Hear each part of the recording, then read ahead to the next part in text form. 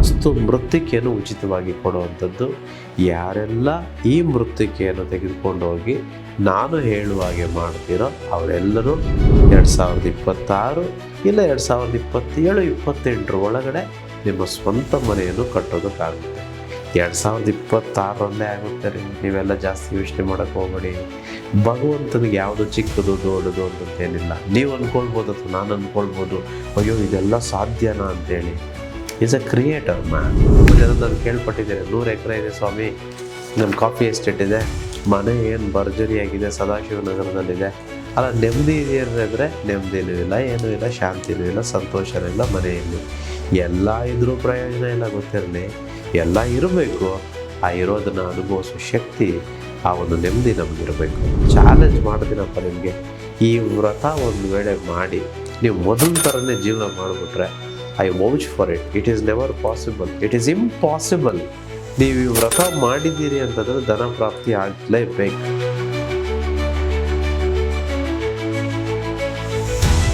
ಸರ್ಕಾರದ ಸಾಲ ತೀರುತ್ತಾ ಅಂತೇಳಿ ಖಂಡಿತ ತೀರುತ್ತೆ.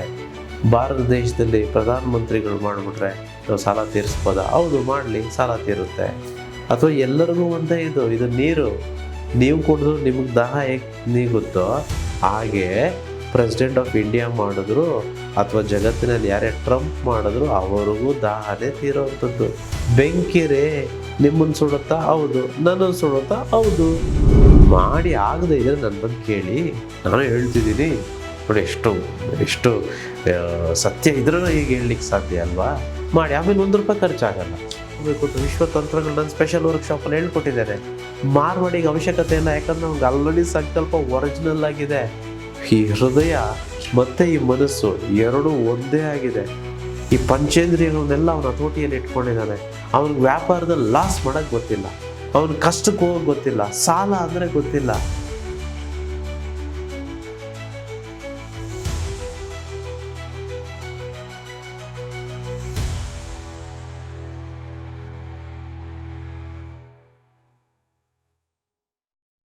ಸಂಕಲ್ಪ ನಿದ್ರೆಯನ್ನು ನಮ್ಮ ಶಾಸ್ತ್ರಗಳು ಏನೇನು ಹೇಳ್ತಾರೆ ಗೊತ್ತಾ? ಯೋಗ ನಿದ್ರೆ ಅಂತ ಕರೀತಾರೆ. ಯೋಗಿ ಮಾತ್ರ ಸಂಕಲ್ಪ ಹೊಂದಿ ಯೋಗ ನಿದ್ರೆ ಮಾಡೋದಕ್ಕೆ ಸಾಧ್ಯ. ಯೋಗ ನಿದ್ರೆ ಇರೋನು ರಾತ್ರಿ ಮಲಗೋದಕ್ಕಿಂತ ಮುಂಚೆ ಅವನಿಗೇನು ಬೇಕೋ ಅದನ್ನೇ ನೆನೆಸ್ಕೊಂಡು ಮಲ್ಕೊಳ್ತಾನೆ. ಆಮೇಲೆ ಎದ್ದ ತಕ್ಷಣ ಅವ್ನಿಗೆ ಜ್ಞಾಪಕ ಬರೋದು ಯಾವ್ದು ಗೊತ್ತಾ? ಯೋಗ ನಿದ್ರೆಯಲ್ಲಿರೋವನಿಗೆ ಅವನ ಸಂಕಲ್ಪ ಮಾತ್ರ ಜ್ಞಾಪಕ ಬರುತ್ತೆ. ನಿಮ್ಗೆ ಉದಾಹರಣೆ ಕೊಡ್ತೀನಿ, ಇದು ಈಸಿ ಅರ್ಥ ಆಗುತ್ತೆ ಅಂತ ಹೇಳ್ತಿದ್ದೀನಿ ಅಷ್ಟೇ. ಯಾರೋ ಒಬ್ಬರ ಮೇಲೆ ತುಂಬ ಲವ್ ಇರುತ್ತಪ್ಪ, ಲವ್ವರ್ಸಪ್ಪ, ನಾನು ತುಂಬ ಪ್ರೀತಿ ಮಾಡ್ತಿದ್ದೀನಪ್ಪ ಹುಡುಗಿನ ಅಥವಾ ಹುಡುಗನ್ನ. ಮಲ್ಗೋಕ್ಕಿಂತ ಮುಂಚೆನೂ ಅವಳೇ ಜ್ಞಾಪಕ ಬರ್ತಾಳೆ. ಎದ್ದ ತಕ್ಷಣ ಮೊಬೈಲ್ ಚೆಕ್ ಮಾಡ್ತೀವಿ, ಏನಾದರೂ ಮೆಸೇಜ್ ಕಳಿಸಿದಾಳ ಅಥವಾ ಫೋನ್ಗಿನ್ ಮಾಡಿದ್ಲಾ? ಅಯ್ಯೋ, is there anything for me to see? ಅಲ್ಲ, ಇದು ಯೋಗ. ಇದು ಯಾಕೆ ಹೇಳಿ? There is deep attraction, there is deep involvement. ಅದು ಬಿಟ್ಟರೆ ಇನ್ಯಾವುದು ಜ್ಞಾಪಕನೇ ಇರಲ್ಲ ಇಡೀ ದಿನ ನನಗೆ. ರಾತ್ರಿ ಮಲಗಿದಾಗು ಎದ್ದಾಗು ಎಲ್ಲ ಟೈಮಲ್ಲೂ ಅವಳೇ ಯೋಚನೆ ಅಥವಾ ಅವನೇ ಯೋಚನೆ. There is that is love. ಈಗ ಇದೇ ಲವ್, ಇದೇ ಪ್ರೀತಿ ನಿಮ್ಮ ಸಂಕಲ್ಪಗಳ ಮೇಲಿದ್ದರೆ, ಮಲಗೋಕ್ಕಿಂತ ಮುಂಚೆ ಎದ್ದ ತಕ್ಷಣ ಇಡೀ ದಿನ ನಿಮ್ಮ ವ್ಯಾಪಾರದ ಮೇಲಿದ್ದರೆ ಅಥವಾ ನಿಮ್ಗೇನು ಬೇಕೋ ಅದ್ರ ಮೇಲಿದ್ದರೆ, ಅದು ಮನೆ ಆಗ್ಬೋದು, ಅದು ಜಮೀನು ಆಗ್ಬೋದು, ಬಂಗಾರ ಆಗ್ಬೋದು, ರಿಲೇಷನ್ಶಿಪ್ ಆಗ್ಬೋದು, ಯಾವುದೇ ಆಗ್ಬೋದು. ಅದು ಯಾಕ್ರಿ ಭಗವಂತ ಕೊಡಲ್ಲ? ಯಾಕಂದರೆ ಧ್ಯಾನ ಆಗ್ಬಿಡುತ್ತೆ. ರಾಕ್ಷಸರಿಗೂ ವರ ಕೊಡ್ತಾನೆ ಯೂನಿವರ್ಸು, ಆ ಬ್ರಹ್ಮ, ಆ ವಿಷ್ಣು, ಆ ಮಹೇಶ್ವರ. ಅದು ಯಾವ ರಾಕ್ಷಸನೇ ಕೂತ್ಕೊಳ್ಬೋದು.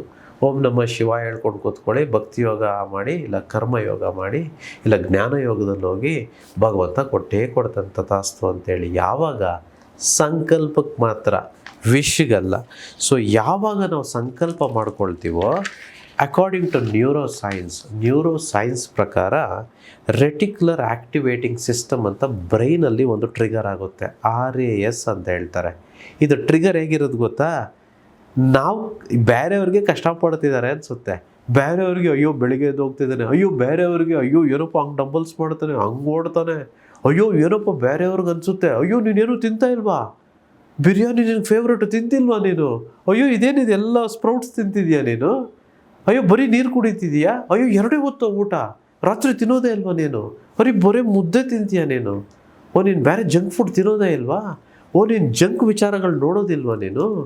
ಬೇರೆಯವ್ರಿಗೆಲ್ಲನೂ ಮನಸ್ಸಲ್ಲಿ ಅವ್ರಿಗೆ ರಿಲೀಸ್ ಆಗುವಂಥ ಕೆಮಿಕಲ್ಸು ಡೋಫಮೈನ್ ಆಗ್ಬೋದು, ಸೆರೋಟಿನನ್ ಆಗ್ಬೋದು, ಆಕ್ಸಿಟೋಸಿನ್ ಆಗ್ಬೋದು, ಎಂಡಾರ್ಫಿನ್ಸು, ಇವೆಲ್ಲ ಹ್ಯಾಪಿ ಹಾರ್ಮೋನ್ಸು. ಈ ಬ್ರೈನ್ ರಿಲೀಸ್ ಮಾಡುವಂಥ ಕೆಮಿಕಲ್ಸ್ ಇವು. ಅವ್ರಿಗೆ ಅನ್ಸಕ್ಸಸ್ಫುಲ್ ಪೀಪಲ್ಗೆ ಅಥವಾ ಈ ರಿಚ್ ಮೈಂಡ್ಸೆಟ್, ಧನಾಕರ್ಷಣೆಯ ಒಂದು ಮನಸ್ಥಿತಿ ಇಲ್ಲದೆ ಇರೋರಿಗೆ IPL ನೋಡಿದ್ರೇ ಇದು ಬರುತ್ತೇನೋ, ಅವ್ರಿಗೆ ಟೈಮ್ ವೇಸ್ಟ್ ಮಾಡೋದೇ ರೀಲ್ಸ್ ನೋಡಿದ್ರೇ, ಅಥವಾ ಇನ್ನೊಬ್ಬರ ಬಗ್ಗೆ ಮಾತಾಡೋದು, ಅಥವಾ ಸುಮ್ಮನೆ ನಿದ್ದೆ ಮಾಡಿಕೊಂಡು ಟೈಮ್ ವೇಸ್ಟ್ ಮಾಡೋ ಅಂಥದ್ದು ಮಾಡಿದ್ರೇ ಅವ್ರಿಗೆ ಡೋಫಮೈನು, ಸೆರೋಟಿನನ್ನು, ಎಂಡಾರ್ಫಿನ್ಸು, ಇವೆಲ್ಲ ಆಕ್ಸಿಟಾಸಿನ್ನು, ಇವೆಲ್ಲ ಮೈಂಡ್ ರೆಟಿಕ್ಯುಲರ್ ಆ್ಯಕ್ಟಿವೇಟಿಂಗ್ ಸಿಸ್ಟಮ್, ಈ ಬ್ರೈನ್ ರಿಲೀಸ್ ಮಾಡೋ ಕೆಮಿಕಲ್ಸು, ಹ್ಯಾಪಿ ಹಾರ್ಮೋನ್ಸ್ ಅಂತೀವಿ ಇದನ್ನು. ಅವರಿಗೆ ಈ ಥರ ಮಾಡಿದ್ರೆ ಹ್ಯಾಪಿ ಹಾರ್ಮೋನ್ಸ್ ರಿಲೀಸ್ ಆಗುತ್ತೆ. ಆದರೆ ಶ್ರೀಮಂತಿಕೆ ಅಥವಾ ಸಕ್ಸಸ್ಫುಲ್ ಆಗಬೇಕು, ನಾನು ಜೀವನದಲ್ಲಿ ಮುಂದೆ ಬರಬೇಕು ಅನ್ನೋನಿಗೆ IPL ನೋಡಿದ್ರೆ ಅದು ರಿಲೀಸ್ ಆಗಲ್ಲ, ಕಾರ್ಟಿಸೋಲ್ ರಿಲೀಸ್ ಆಗ್ತಿರುತ್ತೆ. ಕಾರ್ಟಿಸೋಲ್ ಇಸ್ ಅ ಕೆಮಿಕಲ್, ಅದು ಸ್ಟ್ರೆಸ್ ಕೆಮಿಕಲ್ಲು, ನೋವಿನ ಕೆಮಿಕಲ್ಲು, ದುಃಖದ ಕೆಮಿಕಲ್ಲು. ಅವ್ರಿಗೆ ಇಂಥದ್ದು ಮಾಡಿದ್ರೆ ದುಃಖ ಆಗ್ತಿರುತ್ತೆ. ಅಯ್ಯೋ ನಾನು ಏನು ಮಾಡ್ತಿದ್ದೀನಿ, ಯೂಸ್ಲೆಸ್ ಆಗಿ 6 o'clock 7 o'clock ಕೂತ್ಕೊಂಡು ರಾತ್ರಿ 11:30 ತನಕ ಟೈಮ್ ವೇಸ್ಟ್ ಮಾಡ್ತಿದ್ದೀನಿ. ಕಾರ್ಟಿಸೋಲ್ ರಿಲೀಸ್ ಆಗುತ್ತೆ, ಅವ್ನ ಕೈಲಿ ಆಗಲ್ಲ. ಜಂಕ್ ಫುಡ್ ತಿಂದರೆ ಕಾರ್ಟಿಸೋಲ್ ರಿಲೀಸ್ ಆಗುತ್ತೆ. ಬ್ರಾಹ್ಮಿ ಮುಹೂರ್ತಲ್ಲಿ ಎದ್ದೇಳಿಲ್ಲ ಅಂತಂದರೆ ಕಾರ್ಟಿಸೋಲ್ ರಿಲೀಸ್ ಆಗುತ್ತೆ. ಇನ್ನೊಬ್ಬರ ಬಗ್ಗೆ ಮಾತಾಡೋದು ಕಾರ್ಟಿಸೋಲ್ ರಿಲೀಸ್ ಆಗುತ್ತೆ. ನೋಡಿದ್ರೆ ಎಷ್ಟು ವ್ಯತ್ಯಾಸ ಇದೆ. ನಿಮಗೂ ಮೈಂಡ್ ಒಂದೇ, ಸಕ್ಸಸ್ಫುಲ್ ಪೀಪಲ್ಗೂ ಮೈಂಡ್ ಒಂದೇ, ನಂದು ಮೈಂಡ್ ಒಂದೇ, ಎಲ್ಲರ ಮೈಂಡು ಒಂದೇ. ಆದರೆ ಅಲ್ಲಿ ರಿಲೀಸ್ ಆಗೋ ಕೆಮಿಕಲ್ಸ್ಗೆ ಬೇರೆ ಬೇರೆ ವಿಚಾರಗಳು ಬೇಕು. ನಿಮಗೆ ಕೆಮಿಕಲ್ಸ್ ರಿಲೀಸ್ ಆಗೋ ವಿಚಾರ ಬೇರೆ, ನನಗೆ ರಿಲೀಸ್ ಆಗೋ ಕೆಮಿಕಲ್ ವಿಚಾರನೇ ಬೇರೆ. ಎಷ್ಟು ಅದ್ಭುತ ಇದೆಯಲ್ಲ. ಯಾಕೆ ಸಂಕಲ್ಪ ಆಗುತ್ತೆ ಕೆಲವ್ರಿಗೆ ಮಾತ್ರ, ಯಾಕೆ ಕೆಲವ್ರಿಗೆ ಆಗಲ್ಲ? ಅಂದ್ಕೊಂಡಿದೆಯಲ್ಲ ಆಗಲ್ಲ. ಅವನು ವಿಶ್ ಅಷ್ಟೇ, ಅವನಿಗೆ ಭ್ರಮೆ. ಹೋಗೋದು ಅದು ಬೇರೆ, ಇನ್ನು ದೇವಸ್ಥಾನಗಳಿಗೆ ಹೋಗೋದು, ಸುತ್ತೋದು, ಹೋಮಗಳು ಮಾಡೋದು, ಕ್ರಿಯೆಗಳು ಮಾಡೋದು, ಪೂಜೆಗಳು ಮಾಡೋದು, ಎಲ್ಲ ಮಾಡೋದು. ದೇವರಿಗೆ, ಯೂನಿವರ್ಸ್ಗೆ ನೀನು ಮಾಡಿದ್ದೆಲ್ಲ ಡ್ರಾಮಾ. ಎಷ್ಟು ಚೆನ್ನಾಗಿ ಡ್ರಾಮಾ ಮಾಡೋದೆಲ್ಲ ಡ್ರಾಮಾ ಅಲ್ಲ. ಅವ್ನಿಗೆ ಬೇಕಾಗಿರೋದು ನಿಜ ಬೇಕು. ನೀನು ನಿಜವಾಗಿ ಕೇಳ್ಕೊ, ಅವನು ನಿಜವಾಗಿಯೇ ಕೊಡ್ತಾನೆ. ನೀನು ಫೇಕಾಗಿ ಕೇಳಿಕೊಂಡು ನಿಜ ಆಗಬೇಕು ಅಂತ ಬಯಸಕ್ಕೆ ಹೋಗ್ಬೇಡ. ನೀನು ಫೂಲಿಶ್ ಅಂತ ಅವನಿಗೆ ಆಲ್ರೆಡಿ ಗೊತ್ತಿರುತ್ತೆ, ಅಥವಾ ನೀನು ನಿಜಾನ ಅಂತ ಅವನಿಗೆ ಗೊತ್ತಿರುತ್ತೆ. ಬಿಕಾಸ್ ಆ ಪರಬ್ರಹ್ಮ, ಆ ದೇವರು, ಯೂನಿವರ್ಸ್ ಇರೋದು ಹೊರಗಡೆ ಅಲ್ಲ. ಚಿತ್ರಗುಪ್ತ ಇರೋದು ಹೊರಗಡೆ ಅಲ್ಲ, ನಿನ್ನ ಕಣ್ಣಿನಲ್ಲಿ. ಚಿತ್ರಗುಪ್ತ ಇರೋದು ನಿನ್ನ ಕಿವಿಯಲ್ಲಿ. ಚಿತ್ರಗುಪ್ತ ಇರೋದು ನಿನ್ನ ಪಂಚೇಂದ್ರಿಯಗಳಲ್ಲಿ. ಅವನೆಲ್ಲ ಹೊರಗಡೆ ನಿದ್ದೆ ಮಾಡ್ತಿಲ್ಲ. ಅವ್ನು ನಿದ್ದೆ ಮಾಡಿದಾಗ ನಾನೇನೋ ಮಾಡ್ಬಿಡ್ಬೋದು ಅಂತ ನೀವು ಅನ್ಕೋಬೋದು. ಅವನು ನಮ್ಮೊಳಗಡೆ ಇದ್ದಾನೆ. ಯಮ ಎಲ್ಲಿದ್ದಾನೆ? ಇಲ್ಲಿರೋದು. ಶನಿ ಎಲ್ಲಿರೋದು? ಇಲ್ಲಿರೋದು. ಗಣಪತಿ ಎಲ್ಲಿರೋದು? ಇಲ್ಲೇ ಇರೋದು. ಶಿವ ಎಲ್ಲಿರೋದು? ಎಲ್ಲೇ ಇರೋದು. ಯಾವ ಭಗವಂತ ಎಲ್ಲ ಹೇಳ್ತಿರಲ್ವ ನೀವು, ಆ ಭಗವಂತ ಎಲ್ಲ ಇರೋದು ಇಲ್ಲೇ. ದಟ್ಸ್ ವೈ ಅಹಂ ಬ್ರಹ್ಮಸ್ಮಿ ಅಂತ ಹೇಳೋದು ನಾವು. ನಾನೇ ನನ್ನ ಭಗವಂತ, ನನ್ನ ಸೃಷ್ಟಿಕರ್ತ ನಾನೇ ಅನ್ನುವಂಥದ್ದು. ಅದಕ್ಕೋಸ್ಕರ ಯಾವಾಗ ನಿಮಗೆ ನಿಜವಾದ ಸಂಕಲ್ಪ ನಿಮ್ಮ ಹತ್ರ ಇರುತ್ತೋ ಆಗ ಮಾತ್ರ ಮನಸ್ಸು ಮತ್ತು ಅದರಲ್ಲಿ ಬರುವ ಆಲೋಚನೆಗಳು, ನಿಮ್ಮ ಮಾತುಗಳು ಮತ್ತು ನಿಮ್ಮ ಕ್ರಿಯೆಗಳು, ಇವು ಮೂರು ಒಂದೇ ಸಾಮರಸ್ಯದಲ್ಲಿರುತ್ತೆ. ಮಾಡ್ತೀನಿ ಅಂತ ನೀವು ಹೇಳ್ತೀರಾ, ಮಾಡೇ ಮಾಡ್ತೀರಾ. ಇವತ್ತನ್ನ ನಾನು ಬಿಡ್ತೀನಿ ಅಂತ ಹೇಳ್ತೀರಾ, ಬಿಟ್ಟೇ ಬಿಡ್ತೀರಾ. ಮನಸ್ಸೇಕ ವಾಚಕಂ ಕರ್ಮಣೇಕಂ ಮಹಾತ್ಮನಂ. ಯಾರ ಮನಸ್ಸು, ಅವನ ಆಲೋಚನೆಗಳು, ಅವನ ವಾಕ್ಯಗಳು, ಅವನ ಬಾಯಿಂದ ಬರೋ ಪ್ರತಿ ವಾಕ್ಯವು ಅಥವಾ ಅವನು ಮಾಡುವ ಪ್ರತಿ ಕ್ರಿಯೆಯು ಸಂಪೂರ್ಣ ಸಾಮರಸ್ಯದಲ್ಲಿರುತ್ತೋ ಅವನು ಉದಾತ್ತನು. ಅವನು ಏನನ್ನು ಬೇಕಾದರೂ ಸೃಷ್ಟಿ ಮಾಡೋ ಶಕ್ತಿ ಅವನಿಗೆ ಬರುತ್ತೆ ಅಂತಂಥೇಳಿ ಭಗವಂತ ಹೇಳ್ತಾನೆ. ಈ ಕಲ್ಪವೃಕ್ಷ ಅಂತ ನೀವು ಕೇಳಿಸ್ಕೊಂಡಿರ್ತೀರಲ್ವ, ಕಲ್ಪವೃಕ್ಷ ಕೇಳಿದನ್ನೆಲ್ಲ ಕೊಟ್ಬಿಡುತ್ತೆ ಅಂತ ಹೇಳ್ತಾರಲ್ವ. ಆ ಕಲ್ಪವೃಕ್ಷ ಗಿಡ ಅಲ್ಲ, ಆ ಕಲ್ಪವೃಕ್ಷ ನಮ್ಮ ಮನಸ್ಸು. ಕೇಳಿದ್ದೆಲ್ಲ ಕೊಡುತ್ತೆ ಮನಸ್ಸು, ಪ್ರೊವೈಡೆಡ್ ನಾವು ಹೇಗೆ ಕೇಳ್ಕೊಳ್ಬೇಕು ಅಂತ ನಮಗೆ ಗೊತ್ತಿದ್ರೆ ಮಾತ್ರ. ಸಂಕಲ್ಪವಿಟ್ಟು ಕೇಳಿಕೊಳ್ಳುವ ಪ್ರತಿಯೊಬ್ಬನಿಗೂ ಅವನ ಮನಸ್ಸೇ ಅವನ ಕಲ್ಪವೃಕ್ಷ ಗೊತ್ತಿರಲಿ. ಸೊ ಹಾಗಾಗಿ ನೀವು ಏನನ್ನು ಬೇಕಾದರೂ ಕೇಳ್ಕೊಳ್ಳಿ, ಅದೆಲ್ಲವೂ ಭಗವಂತ ನಮಗೆ ಕೊಡುವಂಥದ್ದು. ಗುರುಜಿ, ಸ್ವ ಇಚ್ಛಾಶಕ್ತಿ ಎಷ್ಟು ಇಂಪಾರ್ಟೆಂಟ್ ಜೀವನದಲ್ಲಿ ಅನ್ನೋದನ್ನ ತಿಳಿಸ್ಕೊಡ್ರಿ. ಇನ್ನು ಕೊನೆಯದಾಗಿ ಗುರುಗಳೇ, ನಮ್ಮ ಕಾರ್ಯಕ್ರಮದ ಕೊನೆ ಹಂತದಲ್ಲಿ ಪ್ರತಿ ಬಾರಿ ಕೂಡ ನೀವು ಒಂದೊಂದು ಮಾರ್ಗೋಪಾಯವನ್ನು, ಒಂದು ಟೆಕ್ನಿಕ್ ಬಗ್ಗೆ ತಿಳಿಸ್ಕೊಡ್ತೀರಿ. ಇವತ್ತು ಯಾವ ವಿಚಾರದ ಬಗ್ಗೆ ತಿಳಿಸ್ಕೊಡ್ತಿದ್ದೀರಿ? ಇದು ನಾನು ಹೇಳ್ಕೊಡೋದಕ್ಕಿಂತ ಹೆಚ್ಚಾಗಿ ಇದು ಸನಾತನ ಧರ್ಮದಲ್ಲಿರುವಂಥದ್ದು. ನಮಗೇನು ಬೇಕೋ ಅದೆಲ್ಲ ಸಿಗಬೇಕು, ಸಿಗಲಿ ಅಂತಂಥೇಳಿ ಆ ಋಷಿ ಮುನಿಗಳು ಅದೆಷ್ಟು ಕಾಲಘಟ್ಟದಲ್ಲಿ ಇದೆಲ್ಲ ಮಾಡಿ ಹೇಳ್ಕೊಟ್ರೋ ಗೊತ್ತಿಲ್ಲ. ಇದು ನಾವು ಯಾರೂ ಮಾಡ್ತಿಲ್ಲ, ಅದು ತುಂಬ ನೋವಾಗಿರೋ ಸಂಗತಿ. ಯಾರೆಲ್ಲ ನಿಜವಾದ ಸನಾತನಿಗಳೋ, ಯಾರು ನಿಜವಾಗ್ಲೂ ನಾನು ಹಿಂದೂ ಅಪ್ಪ, ನಾನು ಈ ಊರಿನವನು, ಈ ಪುಣ್ಯ ಭೂಮಿಯವನು ಅಂತ ಹೇಳ್ಕೊಳ್ಳೋನೆಲ್ಲ ಇದೆಲ್ಲ ಮಾಡಲೇಬೇಕು, ಎಲ್ಲರೂ ಮಾಡಬೇಕು. ಮನೆಗಳಲ್ಲಿ ನಿಮ್ಮ ಮಕ್ಕಳಿಗೆ ಫಸ್ಟ್ ನಾವು ಮಾಡೋಣ, ಆಮೇಲೆ ನಮ್ಮ ಮಕ್ಕಳು, ನಮ್ಮ ಪರಿಸರ ಎಲ್ಲರೂ ಮಾಡೋವಂಥವ್ರಾಗೋಣ. ಬೆಳಿಗ್ಗೆ ಎದ್ದ ತಕ್ಷಣ ನಮ್ಮ ಹಸ್ತಗಳನ್ನು ನಾವು ನೋಡಿಕೊಂಡು ಹಾಸಿಗೆ ಮೇಲೆ ಇರಬೇಕಂತಂದ್ರೇ ಎದ್ದ ತಕ್ಷಣ ಮಾಡಬೇಕಾಗಿರುವಂಥದ್ದು ನಮ್ಮ ಸನಾತನ ಧರ್ಮದ ಪ್ರಕಾರ. ನಮ್ಮ ಕೈಗಳನ್ನು, ನಮ್ಮ ಹಸ್ತಗಳನ್ನು ನೋಡಿಕೊಂಡು ಮಂತ್ರ ಹೇಳಬೇಕು. ಕರಾಗ್ರೇ ವಸತೆ ಲಕ್ಷ್ಮಿ, ಕರ ಮಧ್ಯೆ ಸರಸ್ವತಿ, ಕರ ಮೂಲೆ ಸ್ಥಿತೆ ಗೌರಿ, ಪ್ರಭಾತೆ ಕರದರ್ಶನಂ. ಇದು ಯಾರು 3 ಸಲ ಅಥವಾ 6 ಸಲ 9 ಸಲ ಹೇಳ್ತಾರೋ ಅವ್ರಿಗೆ ಯಾವತ್ತೂ ಜೀವನದಲ್ಲಿ ಆ ಲಕ್ಷ್ಮಿ ಅಥವಾ ನೋಡಿ ಹೇಗೆ ಹೇಳ್ತಾರೆ, ಸರಸ್ವತಿ, ಲಕ್ಷ್ಮಿ ಮೇಲೆ ಫಸ್ಟ್ ಲಕ್ಷ್ಮಿ, ಕರಾಗ್ರೇ ವಸತೆ ಲಕ್ಷ್ಮಿ, ಯಾವಾಗಲೂ ಲಕ್ಷ್ಮಿ ಅನುಗ್ರಹ ನಮ್ಮ ಮೇಲಿರುತ್ತೆ ಅಂತಂದರೆ ಹಣಕಾಸಿಗೆ ತೊಂದರೆನೇ ಬರಲ್ಲ. ನೆಕ್ಸ್ಟ್ ಬರುವಂಥದ್ದು ಕರಮಧ್ಯೆ ಸರಸ್ವತಿ, ಆಮೇಲೆ ಸರಸ್ವತಿ ಜ್ಞಾನ ವಿವೇಕ, ಆಮೇಲೆ ಕರ ಮೂಲೆ ಸ್ಥಿತಿ ಗೌರಿ. ಅಂದರೆ ಗೌರಿ ಅಂತಂದರೆ ಅನ್ನ, ಊಟ, ನಮಗೇನು ಬೇಕೋ ಅದೆಲ್ಲ ವಸತಿ, ಇವೆಲ್ಲವೂ ಯಾವ ಧರ್ಮದಲ್ಲಿದೆ ರೀ? ನೋಡಿ, ಯಾವ ಫಾರಿನ್ ದೇಶದಲ್ಲಿ ಏನಾದರೂ ಇದೆಯಾ? ಯಾರಿಗಾದ್ರೂ ಈಗ ಹೇಳ್ಕೊಡ್ಲಿಕ್ಕೆ ಸಾಧ್ಯನಾ? ಅಂದರೆ ಎದ್ದ ಕೂಡಲೇ ಹಾಸಿಗೆಯಲ್ಲೇ ಎಂಥ ಅದ್ಭುತ ಸಿಂಪಲ್ ಮಂತ್ರ ರೀ. ಇದು ಯಾಕೆ ರೀ ನಾವೆಲ್ಲ ಹೇಳಲಿಲ್ಲ? ಅಲ್ಲ, ನನಗೆ ತುಂಬ ಎಷ್ಟು ನೋವಾಗುತ್ತೆ ಗೊತ್ತಾ? ನಮ್ಮ ಸ್ಕೂಲ್ಗಳಿದೆ, ಒಬ್ಬರು ಹೇಳ್ಕೊಡೋದಿಲ್ಲ. ಅವ್ರಿಗೆ ಗೊತ್ತಿದೆಯೋ ಇಲ್ವೋ? ಅಲ್ಲ, ಎಜುಕೇಷನ್ ಸಿಸ್ಟಮ್ಮೇ, ಆ ಕರಿಕ್ಯುಲಮ್ಮೇ ಸರಿ ಇದೆಯೋ ಇಲ್ವೋ? I don't know, it is debatable and questionable. But ಇದನ್ನು ನಾವು ನಮ್ಮ ಸಂಸ್ಕಾರದಲ್ಲಿ, ನಮ್ಮ ಶಾಲೆಗಳಲ್ಲಿ, ನಮ್ಮ ಮನೆಗಳಲ್ಲಿ ಅಳವಡಿಸ್ಕೊಳ್ಳೋದೇ ಆದರೆ ಖಂಡಿತವಾಗಿಯೂ ನಮಗೇನು ಬೇಕೋ ಅದೆಲ್ಲ ಸಿಗುತ್ತೆ. ಅಷ್ಟೇ ಅಲ್ಲ, ನಮ್ಮ 36 ದಿನಗಳ ಅಥವಾ 45 ದಿನಗಳ ವ್ರತದಲ್ಲಿ ಇದ್ರ ಬಗ್ಗೆ ಎಲ್ಲ ಹೆಚ್ಚಾಗಿ ಮಾಹಿತಿ ಇದೆ. ಆಮೇಲೆ ನಾವೆಲ್ಲ ಮಾಡಲಿಕ್ಕೆ ಉಂಟು. ಇನ್ನೊಂದೆರಡು ಹೇಳ್ಬಿಡ್ತೇನೆ. ಈಗ ಹಾಸಿಗೆಯಲ್ಲಿ ಹೇಳಿದಾಯಿತು, ಹಾಸಿಗೆಯಿಂದ ಆಚೆ ಕಾಲಿಡಬೇಕಪ್ಪ.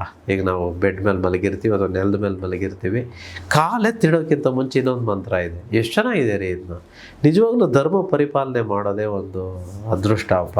ಅದೆಷ್ಟು ಜನಕ್ಕೆ ಇದೆಯೋ ಗೊತ್ತಿಲ್ಲ. ಇದೆಲ್ಲ ಮಾಡಿ ದಯವಿಟ್ಟು, ಸಖತ್ ಖುಷಿ ಆಗುತ್ತೆ. ಕಾಲಿಟ್ಟಾಗ ಈ ಬಲಗಾಲ ಇಡ್ತಾ ಭೂಮಿ ಮೇಲೆ ಹೇಳಬೇಕು, ಭೂ ಆಕಾಶ ಮಂಡಲೆ ದೇವಿ, ಸಮುದ್ರ ವಸನೆ ದೇವಿ, ಅಗ್ನಿ ವಾಯು ನಮಸ್ತಭ್ಯಂ, ಪಾದಸ್ಪರ್ಶಂ ಕ್ಷಮಸ್ವಮೆ. ನೋಡಿ, ಕಾಲಿಡಬೇಕಂದ್ರೆ ಆ ಭೂಮಿ ತಾಯಿಗೆ ಸಾರಿ ಕೇಳ್ತೀವಿ, ಅಮ್ಮ ತಾಯಿ, ನನ್ನಮ್ಮ ನೀನು, ಈ ಭೂಮಿ ಮೇಲೆ ನನ್ನ ಇನ್ನೂ ಇಟ್ಕೊಂಡಿದೀಯಾ? ನನಗೆ ಈ ಭೂಮಿಯಿಂದ ಎಲ್ಲ ಊಟ ಉಪಚಾರ ಎಲ್ಲ ನೀನೇ ಕೊಟ್ಟಿದ್ದು. ನನಗೆ ನನ್ನ ಮೈ ಮೇಲೆ ಹಾಕ್ಕೊಂಡಿರೋ ಬಂಗಾರ ಭೂಮಿಯಿಂದನೇ ಬಂದಿದ್ದು, ನಾನು ತಿನ್ನೋ ಊಟ ಭೂಮಿಯಿಂದನೇ ಬಂದಿದ್ದು, ನಾವು ಹಾಕ್ಕೊಂಡಿರೋ ಬಟ್ಟೆ ಭೂಮಿಯಿಂದನೇ ಬಂದಿದ್ದು. ಅಲ್ಲ, ಏನು ಭೂಮಿಯಿಂದ ಬರಲಿಲ್ಲ, ಎಲ್ಲ ಭೂಮಿಯಿಂದನೇ ಬಂದಿರೋದು. ಅಂಥ ಭೂಮಿ ನನ್ನ ತಾಯಿ ಮೇಲೆ ಕಾಲಿಡ್ತಿದ್ದೀನಿ, ಅಮ್ಮ ಕ್ಷಮಿಸ್ಬಿಡಮ್ಮ. ಏನ್ರೀ ಮಂತ್ರ ರೀ! ಎಷ್ಟು ಅದೃಷ್ಟ ಮಾಡಿದರೆ ಈ ಮಂತ್ರ ಅರ್ಥ ಮಾಡ್ಕೊಂಡು ಹೇಳೋದಕ್ಕೆ ಸಾಧ್ಯ.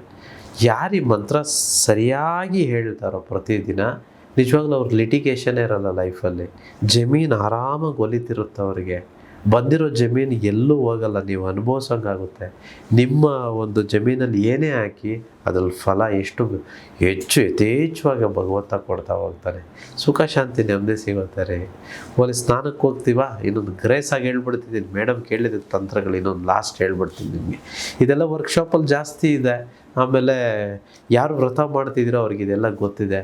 ಊಟಕ್ಕೆ ಕೂತ್ಕೊಂಡ್ರೆ ಮಂತ್ರ ಇದೆ, ಎಲ್ಲ 1 ನಿಮಿಷನೇ. ಆಮೇಲೆ ದುಡ್ಡೇ ಖರ್ಚಾಗಲ್ಲ. ನೋಡಿ, ಸ್ನಾನಕ್ಕೆ ಹೋಗ್ತೀವ, ನೀರಿಗೆ ಶುಕ್ರವಾರ ಶನಿವಾರ ಆದರೆ 1 ಹಿಡಿ ಕಲ್ಲುಪ್ಪು ಹಾಕ್ಕೊಳ್ತೀವ, ಅಥವಾ ಮಾಮೂಲಿ ದಿನದಲ್ಲಿ ಮಾಮೂಲಿ ಸ್ನಾನ ಮಾಡ್ತೀವಿ. ನೀರು ಮೈ ಮೇಲೆ ಬೀಳಬೇಕು ಅಂತಂದರೆ ಮಂತ್ರ ಹೇಳ್ಕೊಂಡು ನಾವು ಸ್ನಾನ ಮಾಡ್ತೇವೆ. ಗಂಗೆ ಚ ಯಮುನೆ ಚೈವ ಗೋದಾವರಿ ಸರಸ್ವತಿ ನರ್ಮದೆ ಸಿಂಧು ಕಾವೇರಿ ಜಲೈಸ್ಮೇನ್ ಸನ್ನಿಧಿಂ ಕುರು. ನನಗೆ ಹಣ ಆಸ್ತಿ ಐಶ್ವರ್ಯಗಳು ಜೀವ ನದಿಯ ಹಾಗೆ ನನ್ನ ಬದುಕಿಗೆ ಹರಿದು ಬರುತ್ತಿರುವುದಕ್ಕೆ ವಿಶ್ವಕ್ಕೆ ಕೃತಜ್ಞತೆಗಳು. ಈ ಮಂತ್ರ ಹೇಳಿ ನೋಡಿ, ನಿಮ್ಮ ಲೈಫಲ್ಲಾಗೋ ಅದು ಅದೃಷ್ಟಗಳನ್ನ ನೀವು ಆಮೇಲೆ ಎಣಿಸ್ಕೊಳಕ್ಕಾಗಬಾರ್ದು, ಅಷ್ಟೊಂದು ಬರ್ತಿರುತ್ತೆ ನಿಮಗೆಲ್ಲ. ಸೊ ಎಲ್ಲರೂ ಮಾಡಿ, ನಾನಂತೂ ಮಾಡ್ತಿದ್ದೀನಿ. ನಾನು ನೆಮ್ಮದಿಯಾಗಿದ್ದೀನಪ್ಪ. ಅನಂತ ವಿಶ್ವಾಚಾರ್ಯ ಈಸ್ ವೆರಿ ಹ್ಯಾಪಿ.